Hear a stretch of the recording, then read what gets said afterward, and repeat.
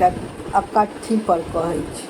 ताहि दिनके बच्चा सब जे रहै छलै, बूढ़ सब जे खौंझेलक, ओकरा खौंझेलक कि सामान तोड़ि लीतै आ नाम धऽ कऽ कहतै बाप फल्लाँ बाबा यौ अहाँके ई चीज तोड़लक, फल्लाँ बाबा यौ ई चीज तोड़लक।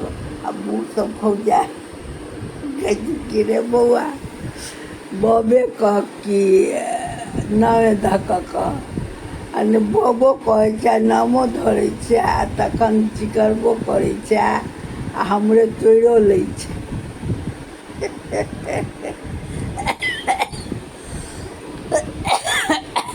ताहि दिनके गाँव सबमे होइ छलैए ईसब कॉमेडी सबके, हँसैत हँसैत।